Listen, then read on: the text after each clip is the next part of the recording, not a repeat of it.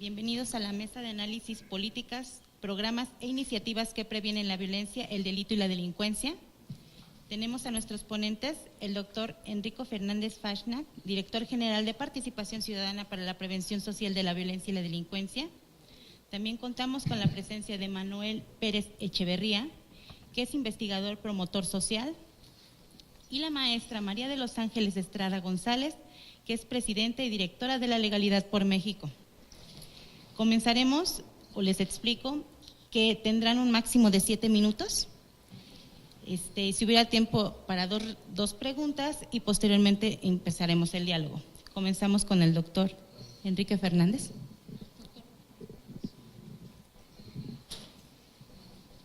Muchas gracias, buenos todavía días.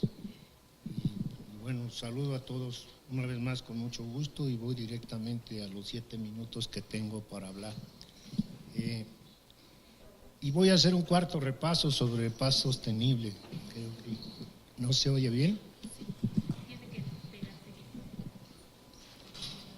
¿Me oyen mejor? Muy bien. La paz sostenible se define, como ya escuchábamos, como las acciones para identificar y apoyar estructuras que tiendan a fortalecer y solidificar la paz y evitar que una sociedad caiga en conflicto. Este concepto representa un cambio de paradigma para la Organización de las Naciones Unidas, puesto que implica prevenir conflictos, administrarlos y enfocarse en la causa de los mismos. Y México ha jugado un papel importante en impulsar su implementación. De acuerdo con el Programa Nacional para la Prevención Social de la Violencia y la Delincuencia, una de las más altas prioridades del gobierno de la República, de este gobierno de la República, por cierto, es implementar una política pública de carácter nacional que mediante la coordinación entre los 3 órdenes de gobierno y la sociedad atienda las causas de la violencia y la delincuencia, especialmente entre grupos más vulnerables y en zonas de más alto riesgo e incidencia delictiva, abonando con ello a la construcción de la paz sostenible en el país. En congruencia con este programa, la Secretaría de Gobernación estableció las bases conceptuales, metodológicas y operativas para la implementación del Programa Nacional para la Prevención Social de la Violencia y la Delincuencia, así como los mecanismos e instrumentos de coordinación con otras dependencias de la Administración Pública Federal y los gobiernos estatales y municipales, así como con actores estratégicos del sector civil, privado, académico e internacional. En ese sentido, la Subsecretaría de Prevención y Participación Ciudadana ha trabajado en algunos de los siguientes ejes estratégicos: consolidar el Programa Nacional como una política pública más eficiente, transparente y sostenible mediante la focalización de sus acciones e intervenciones.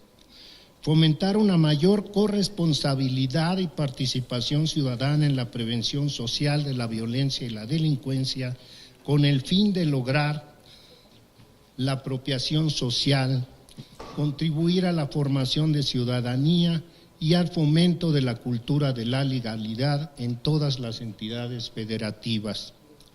Elaborar e implementar un modelo integral de prevención terciaria para atender a la población penitenciaria para generar la población liberada y sus familias. Desde la Dirección General de Participación Ciudadana para la Prevención Social de la Violencia y la Delincuencia, se contribuye a la construcción de la paz sostenible a través del trabajo conjunto con distintos sectores, fomentando esquemas de corresponsabilidad que fortalezcan factores de protección y disminuyan factores de riesgo que afecten a la sociedad. Entre otras acciones realizadas con este enfoque, voy a mencionar las siguientes. La Secretaría de Gobernación celebró un convenio con la Asociación Nacional de Universidades e Instituciones de Educación Superior, y este instrumento, que tiene como objetivo concertar acciones acciones para crear mecanismos permanentes de colaboración entre las partes firmantes y que en el ámbito de sus responsabilidades elaboren e implementen planes, programas y estrategias encaminadas a promover la seguridad y la prevención del delito y fortalecer la cohesión social del país. Y menciono muy rápidamente una acción importante de las universidades mexicanas, la mayoría de ellas públicas, y es la creación de una red nacional universitaria para la prevención social de la violencia y la delincuencia en colaboración con nosotros, y ese es un resultado de este convenio. Trabajamos también en el Modelo Nacional de Justicia Terapéutica. Es un mecanismo para atender casos de primodelincuentes que son imputados por la comisión de un delito no grave, que presentan uso, abuso o dependencia de sustancias psicoactivas a través de la derivación a servicios de tratamiento integrales, individualizados e interdisciplinarios, con énfasis en el consumo de sustancias psicoactivas y otras comorbilidades para favorecer la efectiva reinserción social. Instalación de las comisiones ciudadanas, con el objeto de fomentar la transparencia, la rendición de cuentas y la participación ciudadana en la evaluación y seguimiento de políticas públicas en materia de prevención social de la violencia y la delincuencia. En 2016, el Consejo Nacional de Seguridad Pública instruyó a la Subsecretaría de Prevención y Participación Ciudadana conformar cuerpos colegiados de carácter civil, académico y empresarial, los cuales darán seguimiento y evaluarán en cada entidad federativa las acciones y recursos públicos de los 3 órdenes de gobierno en materia de prevención de la violencia. Plataforma digital para la prevención social de la violencia hacia las mujeres y las niñas, mejor conocida como PREVIM. Es un sistema tecnológico para el procesamiento de la información proveniente de fuentes institucionales, datos aliados y minería web relacionada con la prevención y atención de la violencia contra las mujeres y las niñas. Y aquí hago un paréntesis para mencionar que esta plataforma se encuentra en la página del gobierno, en gov.mx. Fortalecimiento de las capacidades de la sociedad civil. Busca fortalecer las bases conceptuales sobre seguridad ciudadana, transparencia, rendición de cuentas, colaboración y participación ciudadana en asuntos públicos, así como compartir metodologías y herramientas de planeación, monitoreo, comunicación e incidencia con organizaciones civiles para monitorear y evaluar la implementación de la política nacional en materia de prevención social de la violencia y la delincuencia en el ámbito estatal y municipal. Como pueden observar, la Subsecretaría de Prevención y Participación Ciudadana contribuye con sus acciones a la construcción de la paz sostenible a través de la prevención social con enfoque de seguridad ciudadana, haciendo de esta materia un referente obligado a trascender más allá de periodos sexenales para convertirse en una política de Estado. Y bueno, solo tengo 7 minutos, así es que me voy a quedar aquí y abundaré sobre los temas en caso de que les interese. Muchas gracias.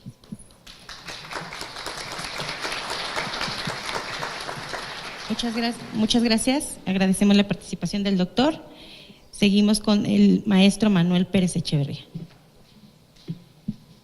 Hola, ¿qué tal? Buenos días. Bueno, primero agradecer a la Dirección General de Participación Ciudadana y Prevención de la Violencia y la Delincuencia de SEGOV y la Dirección General de Vinculación con Organizaciones de la Sociedad Civil de la Secretaría de Relaciones Exteriores, la organización de este tipo de foros para hablar y debatir este tema que podemos seguir llevándonos varios años para seguir desgranando este tema que tiene mucha importancia en estos momentos.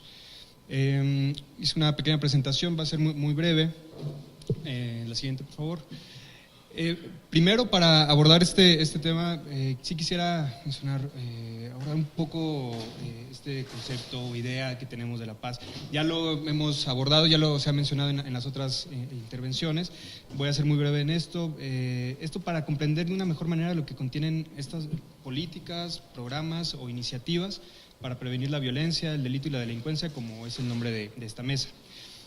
Sin afán de querer ser repetitivo en las cuestiones teóricas y conceptuales de lo que es la paz, sí me gustaría mencionar brevemente lo que se ha desarrollado alrededor de este concepto a lo largo de la historia. Esto puede ser de gran ayuda para ubicar las iniciativas para promover la cultura de paz. Yo me voy a concentrar en iniciativas, más que en programas o políticas públicas, iniciativas, y ahorita les voy a mostrar de qué tipo.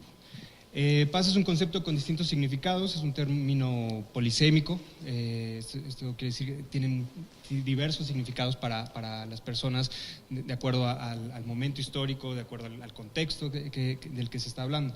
Esto se debe a esta carga del contexto histórico.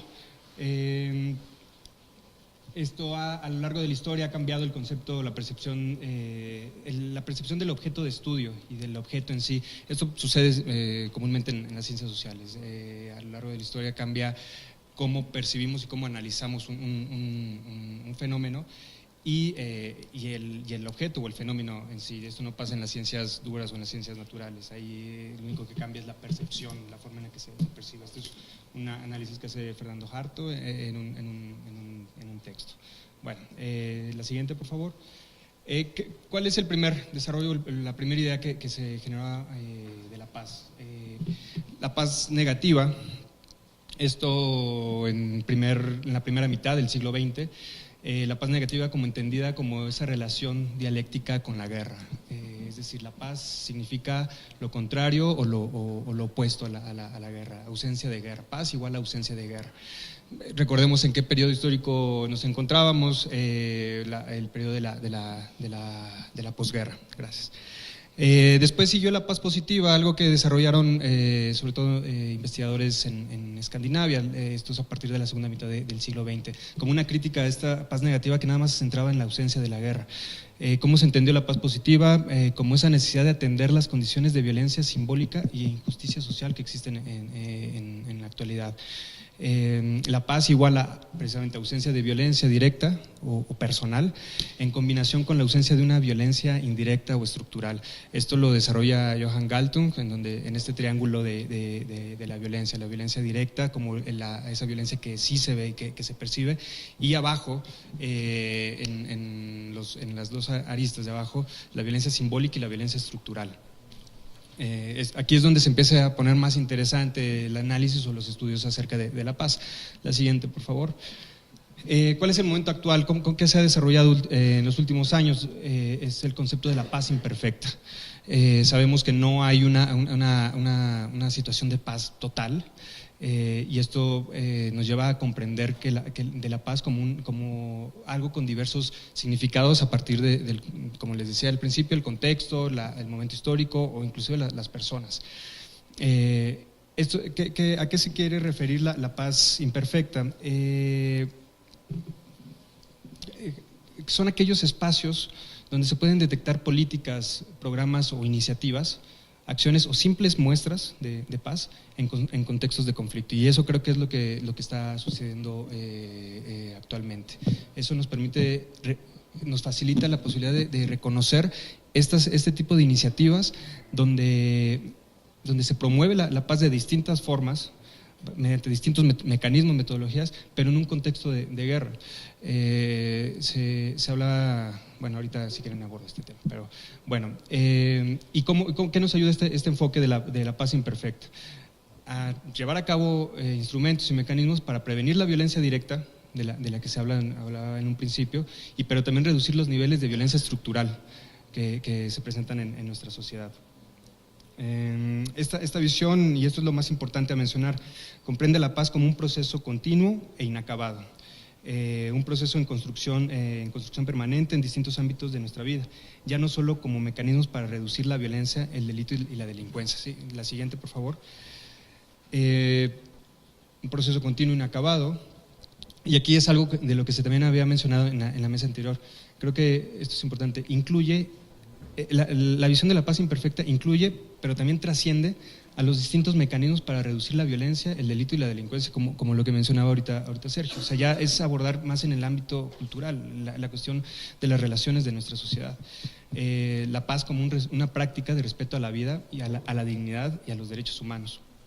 Esto para entender, para enfrentar las exclusiones y las desigualdades que a final de cuentas son violencia. O sea, ¿y a qué tipo de exclusiones nos referimos? Esas exclusiones y violencias que suceden todos los días, en los niveles macro y micro.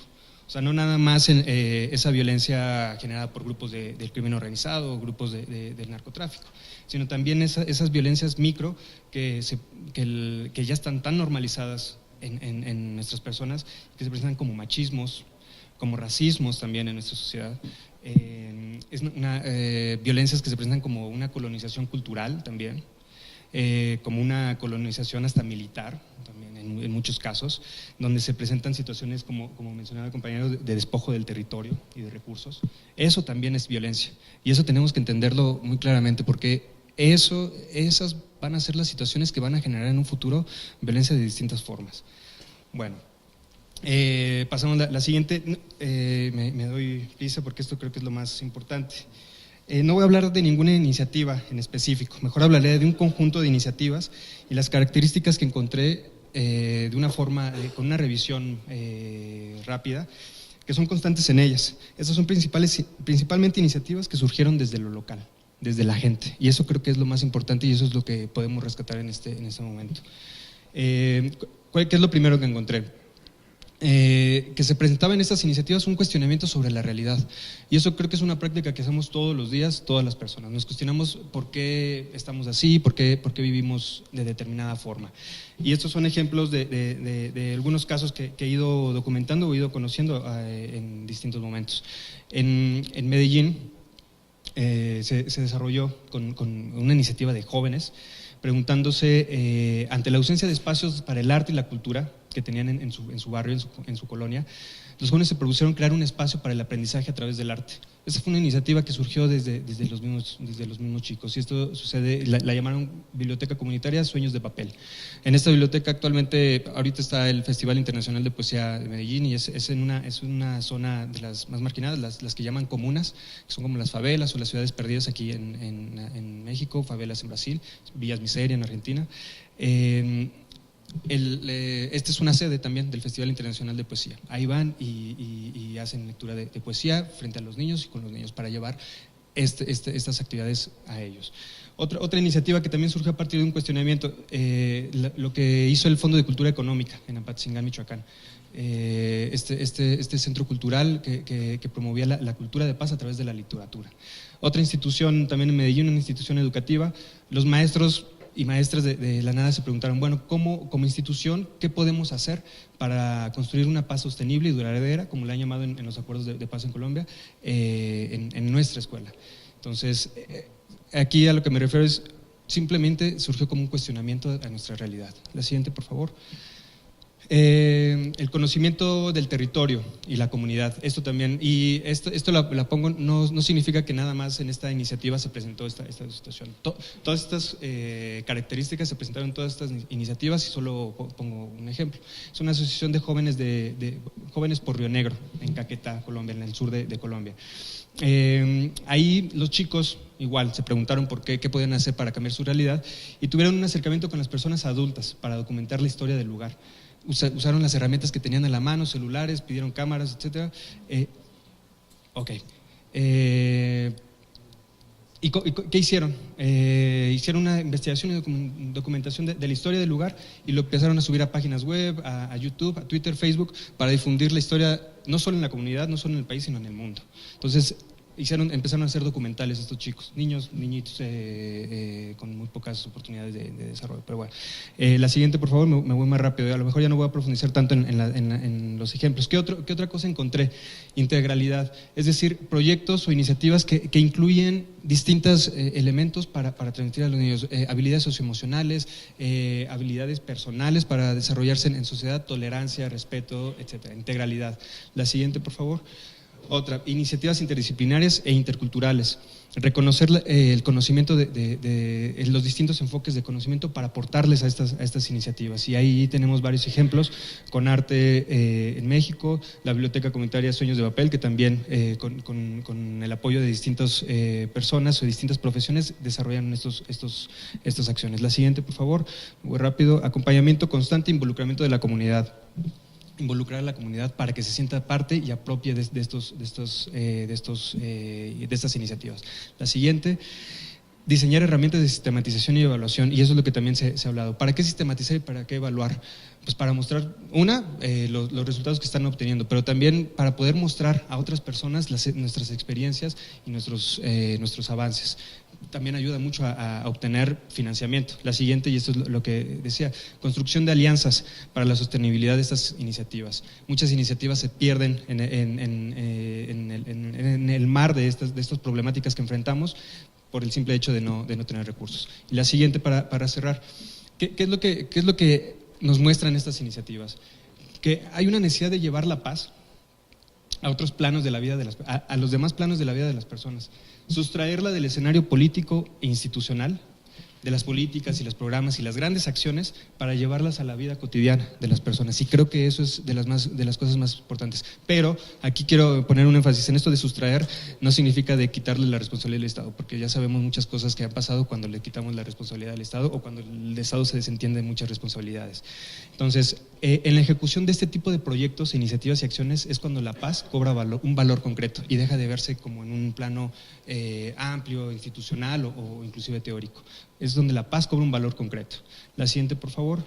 Ya para terminar, estas iniciativas han logrado asumir la paz como una condición en la interacción, en el compartir con el otro y con las demás personas, en un precepto fundamental para podernos convivir y llevar una vida ciudadana de forma adecuada, y no nada más ciudadana entendida en la cuestión política, sino en todos los ámbitos, en cuestiones de respeto y de desarrollo en el espacio público.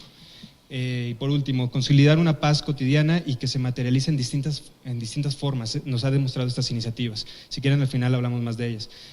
Mediante expresiones artísticas, manifestaciones estéticas, acciones lúdicas y en la participación y movilización social para la coexistencia y convivencia humana. La siguiente, por favor. Y aquí yo tacho humano. Dice, porque creo que más bien debemos entender una coexistencia y convivencia con otros seres, porque no somos los únicos que vivimos en este planeta. Okay, muchas gracias. Agradecemos la participación del maestro Manuel Pérez.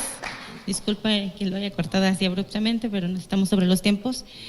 Continuamos con la maestra María de los Ángeles Estrada.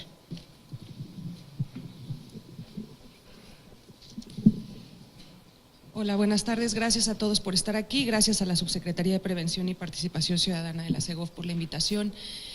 Yo voy a ser un poco más concreta a la hora de hablar de las cuestiones referentes a la pacificación específicamente en el contexto de la educación, en el contexto de las escuelas.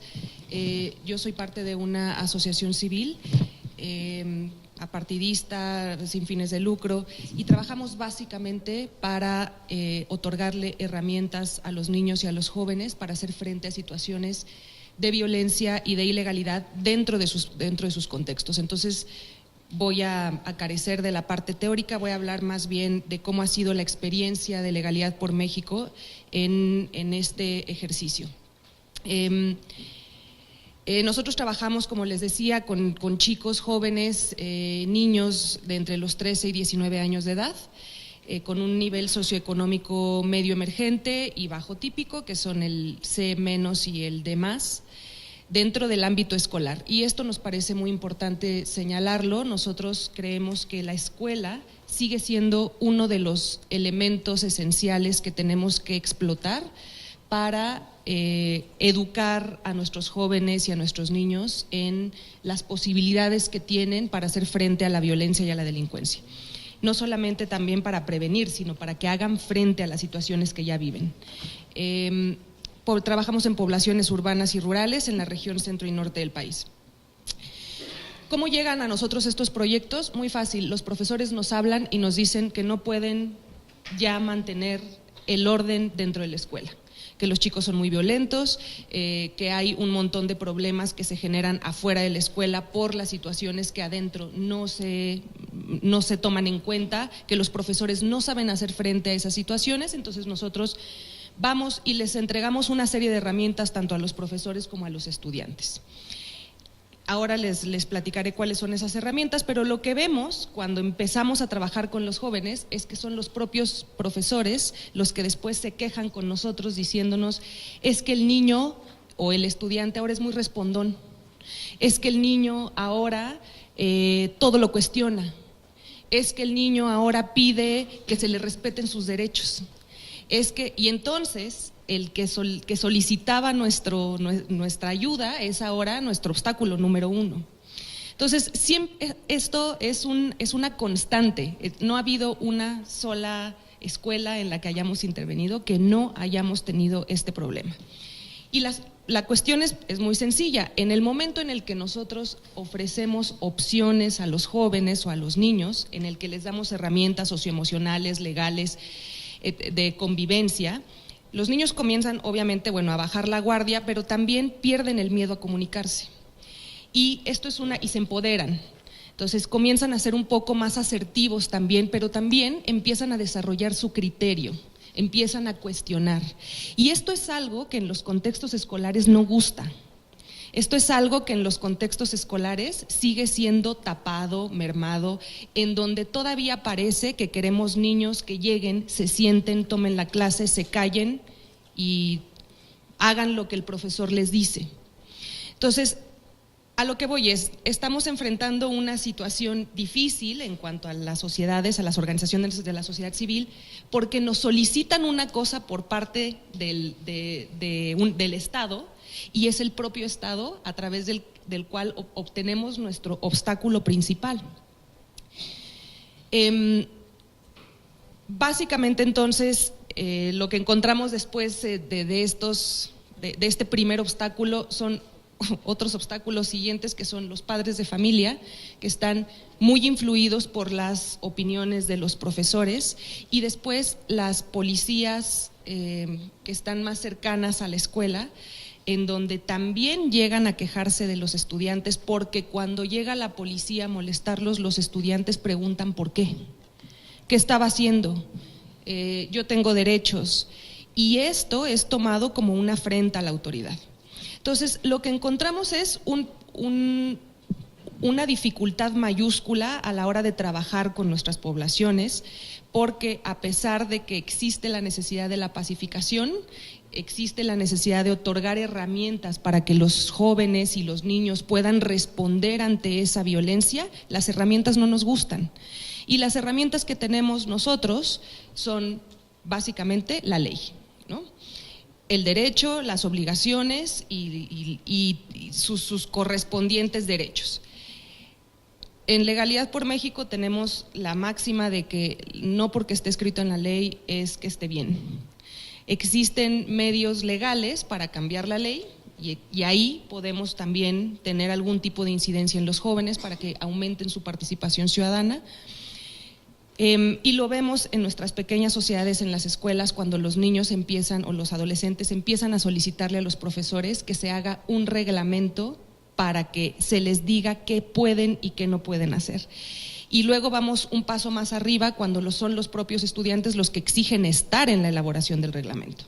Entonces, la fórmula está ahí. Lo que pasa es que creo que no nos hemos puesto de acuerdo entre sociedad civil y gobierno para ver cómo empatamos nuestros hallazgos en relación con, específicamente me refiero a la parte de las escuelas, porque eso es nuestro ámbito de acción.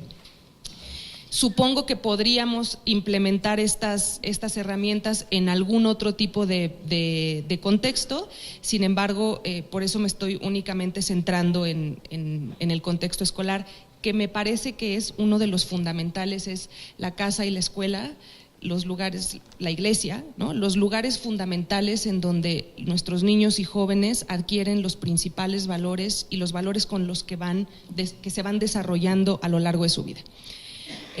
Esto es más o menos la experiencia que hemos tenido en Legalidad por México. Mi conclusión para ustedes es la que les mencionaba: es necesario seguir teniendo una coordinación entre el Estado y las organizaciones de la sociedad civil. Tenemos que, no es que alguien tome el trabajo del otro, pero sí tenemos que seguirnos coordinando. O sea, no podemos trabajar uno por su lado y nosotros por el nuestro. Tenemos que seguir hablando, tenemos que seguir coordinándonos y tenemos que seguir midiendo y evaluando las organizaciones de la sociedad civil para mostrar cuáles son esos elementos objetivos que tenemos en relación con nuestras intervenciones dentro de las comunidades. Muchas gracias.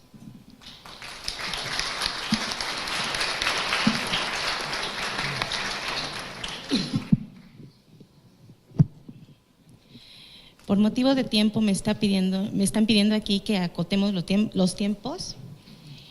Vamos a iniciar el diálogo con la sociedad civil. Abro el micrófono para que pongan su pregunta. Van a ser solamente 4 por motivo de tiempo, entonces empezamos por acá. A ver, empezamos primero con ella, por favor. Bueno, hablando de construcción de paz, creo que el voluntariado es, soy Susana Barneche de la Alianza Mexicana de Voluntariado. Creo que el voluntariado es un elemento que es crucial, o sea, puedes detonar justamente la cultura de paz en la convivencia con otros menos favorecidos o iguales, en donde lo que prevalece es el diálogo y el servicio a los otros. Creo que eso tiene que fomentarse y trabajarse conjuntamente con el gobierno. Y el otro tema, el otro punto que apunté es la educación desde la casa, desde la escuela y siempre de abajo para arriba. Y por último, otro punto es que la paz no tiene que ser un tema que abordemos solamente en estos foros. La paz tiene que ser de todos los días, saliendo de aquí, sonriendo, cediendo el paso, dando las gracias, etcétera. O sea, eso sí cambia las cosas y lejos de generar violencia, lo que vas a recibir es una sonrisa a cambio. Gracias. Continuamos. Su pregunta, su nombre, ¿de dónde viene? Y su pregunta, por favor. Alejandro Aguilera, de ANIM. Soy el director general del programa Segunda Oportunidad. Sí, es un cuestionamiento general y un tema que pongo en la mesa. Desde ANIM vemos a la paz como un constructo, no como una construcción. Es un constructo, pero es un constructo permanente para nosotros. Y la prevención de la violencia es una deconstrucción permanente y constante. Si nosotros seguimos como sociedad civil y como gobierno, primero, dividiéndonos como dos entes distintos, no estamos generando constructo, estamos generando solo acciones aisladas. Segundo, la prevención, al ser constante y permanente, tiene que ser integral.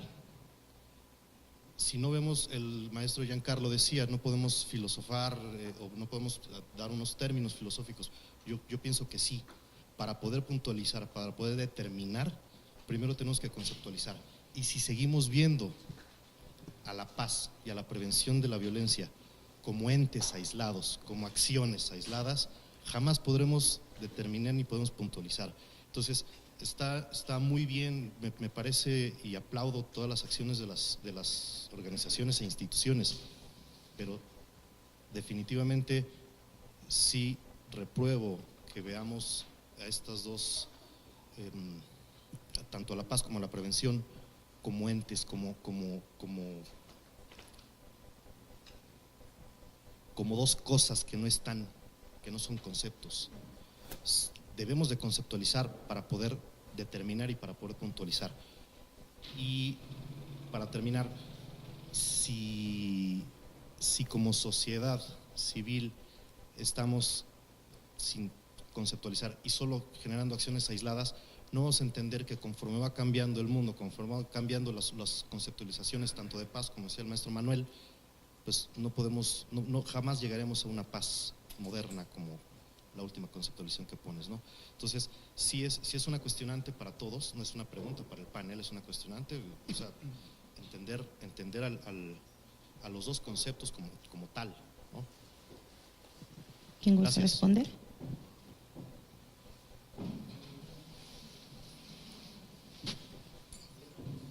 Por favor, allá.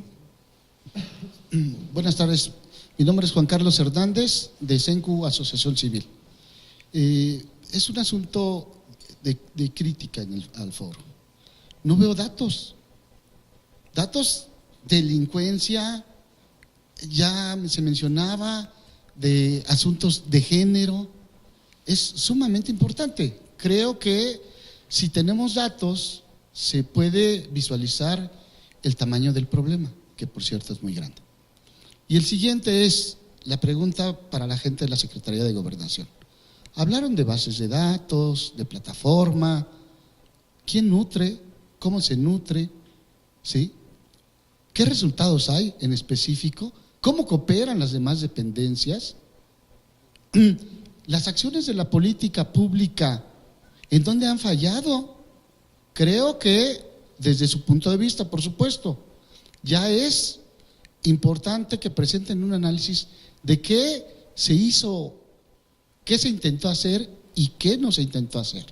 Ya lo mencionaba aquí el investigador, efectivamente las acciones más exitosas siempre provienen de la sociedad civil. Somos quienes vivimos el problema y somos quienes encontramos directamente en las comunidades las posibles soluciones, a veces por creatividad y a veces porque no nos queda de otra. En ese sentido, la pregunta concreta es, ¿se está preparando un informe de qué faltó? ¿Qué instituciones, secretarías en específico cooperaron a esas bases de datos de las que hablan aquí o no? ¿Cuál es la sugerencia de lo que se debe hacer, independientemente sea el gobierno que sea? Ya lo mencionaba la anfitriona de la Secretaría de Relaciones Exteriores, es un asunto de Estado. Y por lo tanto, entonces debemos de poner la dimensión del problema de manera adecuada, porque escucho muchas acciones, escucho muchas iniciativas, pero todos aquí conocemos la mayoría de los datos y tenemos un problema severo en delincuencia y en paz. No creo que la gente en Altamirano, en Tierra Caliente, Guerrero, siquiera pueda decir que nos acercamos a eso. Y en tantos otros lugares, Tamaulipas, el país entero está plagado de un problema de ausencia de paz. Gracias. ¿Falta alguien más por allá? Buenas tardes, vengo de Conarte, mi nombre es Araceli Flores y seré muy puntual. Simplemente hablábamos ese rato en la ponencia pasada de que la violencia se genera en el hogar. La manera que tendríamos para erradicarla seguramente sería la educación. Mis preguntas puntuales son, ¿qué vamos a hacer con nuestra educación si nos seguimos poniendo a competir? Si yo pongo a un niño a competir, que saques 10 para que te dé un programa especial o una beca especial. Si en nuestras escuelas públicas no tenemos artes, no tenemos una proyección hacia más de lo básico, no les ofrecemos a nuestros niños la posibilidad de creer y hacer lo que realmente les gusta. Esa es mi primera pregunta, ¿qué se hace o qué se va a hacer? Porque estamos hablando de 10 años y son 17 objetivos. ¿Cómo, como funcionarios, como secretarías, vamos a trabajar la parte de la educación? Y mi siguiente pregunta puntual es, en nuestras propias empresas, en nuestras propias asociaciones y en nuestros propios gobiernos, ¿trabajamos desde la igualdad? Yo les quiero preguntar a todos ustedes si realmente trabajan en equidad de género, si realmente valoran a las mujeres que tienen en sus asociaciones, si realmente todo esto que estamos hablando aquí se lleva a cabo o simplemente es una ponencia más. Muchas gracias. Muchas gracias. Iniciamos con las respuestas, por favor. Bueno, evidentemente yo no tengo todas las respuestas y represento solo a una secretaría, que es la Secretaría de Gobernación, no a la Secretaría de Educación, aunque conozco el tema de formación profesional. Yo vengo del sector académico, donde he trabajado muchos años, y sí podría opinar al respecto, pero no me voy a poner en el papel de la SEP, simplemente voy a tratar de contestar puntualmente algunas cuestiones que se han mencionado aquí. La verdad es que sí me sorprende un poco el tema de los datos, porque pues vaya, por supuesto que los datos son los que sirven para tomar decisiones a nivel nacional y en los territorios del país. Los recursos PRONAPRED van a los estados a partir de proyectos que están sustentados en datos muy concretos del estado y del municipio. Los datos a nivel nacional quizás sirven para plantear políticas generales a nivel nacional, pero debemos conocer la situación específica de los estados y los municipios para poder aplicar las medidas correspondientes. ¿De dónde salen los datos? No los inventamos, desde luego. Los datos surgen del INEGI, ¿no?, que es, pues, es el organismo nacional encargado de las estadísticas. Nos nutrimos, por supuesto, de esos datos. Nos nutrimos también de datos del Sistema Nacional de Seguridad Pública. Por ejemplo, hay una cuestión que a mí me llama mucho la atención: el número por año y en órdenes de magnitud nada más. Los delitos del fuero común son 10 veces más que los del fuero federal, por ejemplo, ¿no? Y a mí me llama la atención como ciudadano que los delitos del fuero común, que son responsabilidad de los estados y los municipios, pues de repente se le endosan al nivel federal, por ejemplo. Entonces, sí hay, sí hay datos, sí hay muchas cosas que hacer. Sí, las organizaciones de la sociedad civil tienen que hacer lo suyo. Nosotros no vamos a promover la creación de más organizaciones de la sociedad civil. Las iniciativas deben venir de la propia sociedad civil, y sobre todo, si hablamos de cultura de las organizaciones de la sociedad civil, hay que decir que en algunos casos no se entiende el tema de la autonomía, sobre todo en los estados, como que de repente, como las comisiones ciudadanas que formamos para evaluar los programas en los estados ciudadanas, pues algunas, por ejemplo, buscan que los convoque el gobierno del estado para esos temas, cuando en realidad pues ellos son autónomos y no tienen nada que decir. Estamos trabajando en la entrega-recepción del gobierno, hay que decirlo, y en ese sentido pues tenemos que informar lo que se hizo, lo que salió bien. Tenemos que confrontar lo que programamos en relación con las metas que programamos en función de los resultados, y eso lo haremos puntualmente. Y yo en lo personal estoy en mi dirección general listo para la entrega-recepción, y sí, como ciudadano espero que la política pública de prevención social de la violencia y la delincuencia se mantenga hacia adelante, porque sin duda ninguna será la forma de consolidarla y de obtener resultados que no se logran en el corto plazo, también hay que decirlo. Ya hacía mención en mi intervención inaugural, y ya con eso voy a terminar, perdón por el abuso de la palabra, es que los temas de prevención en México son relativamente recientes. Solamente el programa nacional es de 2014. Entonces, no se puede esperar que los resultados espectaculares en un periodo tan corto. Pero sí hay evidencia de que las acciones, los programas de prevención funcionan, y tenemos casos específicos de municipios específicos a lo largo y ancho del país. Gracias. Yo he estudiado, me he relacionado más con el caso de Colombia. Allá tienen unas cifras oficiales, muestran que en 50 años alcanzaron una cifra de alrededor de 209,000, 210,000 homicidios. Nosotros esa cifra la alcanzamos en 12 años. Entonces, sí ponemos el caso de Colombia como un problema bastante complejo, y que donde la paz está pendiendo de un hilo actualmente, y todo por también, y eso lo trato de conectar con lo que mencionaban de la educación. El problema de que se está presentando allá es un problema donde ya el conflicto ya no nada más es con la guerrilla, sino son los nuevos conflictos que se vienen, y son los conflictos por el territorio.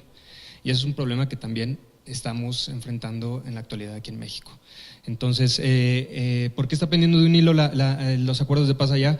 Porque ganaron las elecciones una propuesta o un grupo político que va de la mano o que está de acuerdo con todos estos procesos de explotación de la tierra y despojo del territorio. Entonces, ahí ya estamos viendo también un problema que tenemos que verlo desde un punto, desde el enfoque de desarrollo que estamos promoviendo o que nos están imponiendo desde afuera y desde aquí, desde el país también. Un enfoque basado en las competencias, un enfoque de competencias en todos los ámbitos de la vida, y el neoliberalismo, cómo nos lo está imponiendo, y eso también permea en el enfoque de la educación, eso también permea en los machismos, en los clasismos, en los racismos. Entonces, creo que sí, para enfrentar estos problemas, creo que sí, el enfoque de la paz imperfecta, como esa posibilidad donde se tienen que reconocer e identificar todas estas iniciativas que desde distintos ámbitos y desde donde ustedes están trabajando, son las que tienen que ser realmente documentadas, revisadas y valoradas por las autoridades, por las demás organizaciones de la sociedad civil, por demás organismos internacionales, para seguir impulsando desde abajo esos problemas, bombardeando o tratando de minar poco a poco esos enfoques también que permeen desde arriba. Entonces creo que ahí sí es importante seguir documentando, reconociendo, y en cualquier espacio donde tengan oportunidad hablar de lo que están haciendo, porque creo que ese es el trabajo más importante que se está haciendo para la construcción de paz actualmente en México y en el mundo. Gracias. Sí, yo tengo la impresión también de que estamos en un momento en donde estamos hablando de una cuestión que parece que se va a presentar como por generación espontánea, y hacemos varias cositas todos, entonces todo esto se va a pacificar. Y el problema que yo les comentaba, que creo que se repite en muchos ámbitos sociales, es que justamente no existe la coordinación entre los distintos ámbitos de la sociedad para dar seguimiento a una propuesta o a un proyecto de pacificador, ¿no? Entonces exigimos a la ciudadanía que se comporte de cierta forma, pero no le exigimos eso mismo a los cuerpos policíacos, a los cuerpos militares, a pesar de todo el dinero que gasta el Estado para capacitarlos en estos temas. No exigimos a los jueces que emitan sus resoluciones exigiendo o tomando en consideración los tratados internacionales firmados y ratificados por el Estado mexicano. En fin, sí creo que existe un amplio espectro en donde todavía podemos seguir trabajando, pero que creamos que por el hecho de que estemos hablando de esto de forma teórica o práctica, esto se va a arreglar, y entonces, o que salgamos a la calle, y sería maravilloso, pero no funciona así, salgamos a la calle y sonriamos y le demos el paso a todo el mundo, sí puede generar algún tipo de conclusión o de seguimiento a nuestros actos, pero esto va mucho más allá de eso, y son acciones que se les tiene que dar seguimiento, visualización, y que se tienen que estar casi que nos tenemos que estar obligando a hacerlas como sociedad, porque no estamos, nosotros no vivimos en una cultura de paz desde hace mucho tiempo. Decía uno de los ponentes de la mesa anterior, México siempre ha sido violento.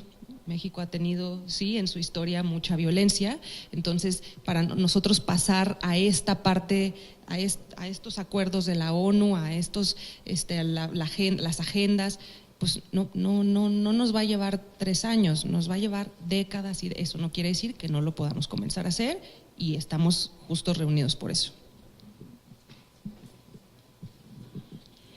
Muchas gracias, agradecemos la participación de nuestros ponentes. Les doy la palabra a la maestra Baños. Gracias a Alejandra y bueno, solamente para comentarles que todas las dependencias federales tendremos que presentar un informe no solamente de este año, sino un informe sexenal. Es la Secretaría de la Función Pública quien regula esto. Todos estarán disponibles en nuestros portales.